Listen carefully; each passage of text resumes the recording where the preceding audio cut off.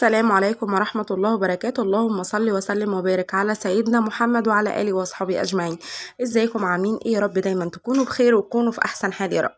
طبعا انتوا شايفين معايا قلقاس ومعايا سلق. هعمل ايه بالكمية ديت؟ الكمية دي أنا جايباها عشان أخزنها طبعا عشان رمضان. كل سنة وانتم طيبين وكل الأمة الإسلامية بخير يا رب، ويتعاد علينا وعليكم بالخير يا رب.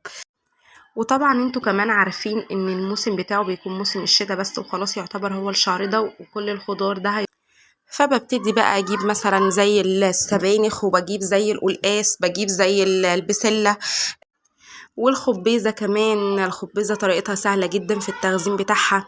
كل الخضار بتاع الشتاء بيكون حلو جدا. بصوا انا هنا كنت جايبة 6 حزم من السلق، وجايبه عليهم 6 حزم خضره. لو مش حابه تحط خضره خلاص براحتك، انا بحب احط خضره عليها بتديها طعم حلو قوي. بس في ناس مش بتحب تحط على السلق خضره. بس جربوا اللي انتوا تحطوها على السلق الخضره وانتوا ان شاء الله مش هتندموا. انا هنا كنت بوريكم ازاي ازاي اقرطف السلق. انا مش هوريكم. انا هنا ما حبيتش اوريكم الكميه كلها لان كان الفيديو هيطول عليكم جامد جدا، فحبيت ان انا اقتصر عليكم الموضوع عشان يكون سهل وخفيف عليكم. انا هنا يعتبر اللي انا خلاص كده عملت هنا حزمتين مثلا، حضرتهم قبل التصوير وقلت اوريكم 2 3 كده وانا بعملهم. ما حبيتش طبعا اوريكم الكميه كلها وانا بعملها عشان بس محدش يزهق من الفيديو. هنا بقى اخلص الكميه كلها وهكون محضره في الحوض ميه. طبعا اكون غاسله الحوض كويس جدا وهحط فيه ميه، هملاه ميه، هسده كده بالسداده بتاعته، هملاه ميه وانزل بيها في الميه دي بشويه خل صغيرين مش كتار عشان بس يطهروا معاك الخضار، ولو في اي تراب يتشال منه. محدش يقول بقى الخل هيغير الطعم هيغير اللون، لا خالص. وبعدين ده الخل ده خفيف جدا مش تقيل. في انواع خل بتكون شديده وفي انواع خل بتكون يعني مش حاميه بتكون حلوه. فالنوع اللي انا بستخدمه ده الصراحه حلو مش وحش، كمان بستخدمه للسلطه، ده النوع بتاع السلطه. فانا حطيت شويه صغيرين مش كتار عشان بس لو في تراب مكان ما حد مسكه بالايد مكان ده. فالصراحه بنزل بشويه اي نوع من انواع الخضار لازم انزل عليهم بشويه خل كده عشان خاطر يطهروا الدنيا. حابين بقى تسيبوه ساعه، ساعتين، نص ساعه، ربع ساعه، زي ما تحبوا، زي ما انتوا ما تلاقوا الورق نضيف قدامكم وزي الفل. تقدروا ان انتوا تصفوا الميه وتقدروا تغسلوه تاني غسله حلوه وتسيبوه يتصفى براحته في قلب المصفى، وبعد كده تبتدوا اللي انتوا تحطوه على النار وتستخدموه. طبعا انا هنا الخضره كنت بوريها لكم، الخضره كانت حلوه ما شاء الله. هبتدي بقى اللي انا اقطع الخضره. هشيل منها هي العناقيد بس، لان انت مش هتكوني عايزه غير الورق بتاع الخضره بس. هقطع طبعا الخضره، يعني مش هتحكمك بتقطيعه صغيره، قطعيها زي ما انت عايزاها، كبيره صغيره زي ما انت تكوني حابه. انا الصراحه قطعت حزمه الخضره على 3 مرات بس، لان انت كده كده هتحطيها على النار. فمش هيكون لها وجود، يعني هتختفي خالص، هتهبط معاكي. لكن لو محشي اي حشوه، طبعا محشي طبعا ممبار، الحاجات ديت لازم تتقطع صغير.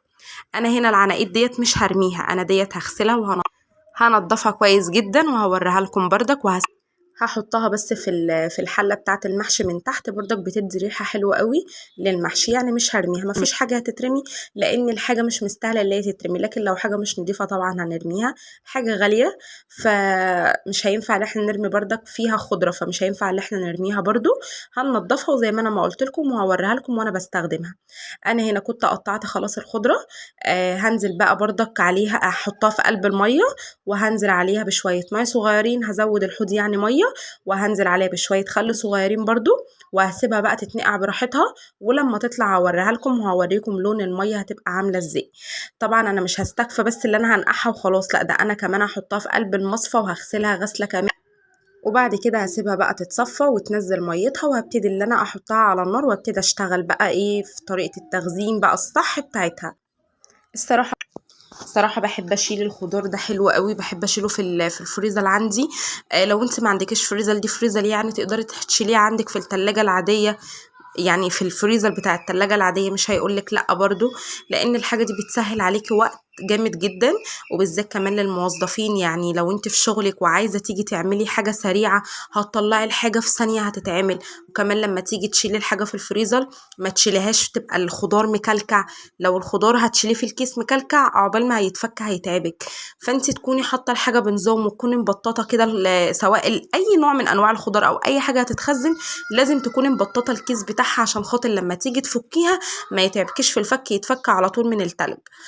طبعا انا هنا اوريكم لون الميه كانت عامله ازاي بعد ما انا ما غسلت الخضره، وبعد كده سبته يتصفى. بعد كده حطيت سمنه وزيت على النار، حطيت هنا 4 معالق سمنه على معلقتين من الزيت. عايزين سمنه لوحده، عايزين زيت لوحده براحتكم، عايزين الاتنين على بعض زي ما انا ما عملت، اللي انتوا تمشوا الدنيا بردك هتمشي، مش هتقول لكم لا. نزلت هنا براس من التوم. انا هنا يا جماعه بحط التوم سليم لهدف لحاجه معينه، يعني لان لو دقيت التوم وحطيت التوم مدقوق مع التقليب الكتير، مع طبعا السلق بياخد وقت على النار عقبال ما بيستوي معاكي وعقبال ما بينشف معاكي، فهيكون التوم معاكي اتحرق، مش هيكون ليه اي طعم، بالعكس هيمرر معاكي الاكل، مش هيكون حلو. فحرام تبقى الحاجه غاليه ونبوظها على حاجه صغيره. فانا الصراحه بحب احطه صحيح، لان هيستحمل معاكي تقليب وهيستحمل معاكي بص هيقعد معاكي الوقت الكفايه بتاع تسويه السلق. السلق يا جماعه لازم يهبط من الميه بتاعته، وبعد كده لازم تسيبيه بقى ينزل ميته كلها، بعد كده ينشف لحد ما انا هوريكم لحد اخر حاجه. لازم يكون معاكي ناشف، لازم ينشف خالص خالص من الميه. فاكيد التوم المدقوق مش هيستحمل معاكي كل ده، لازم يكون التوم صحيح عشان يستحمل معاكي. والتوم هيستوي وهيتهري ومش هيكون ليه اي وجود خالص غير ريحه بس وطعم، غير كده مش هيكون ليه اي اثر خالص في السلق بتاعك.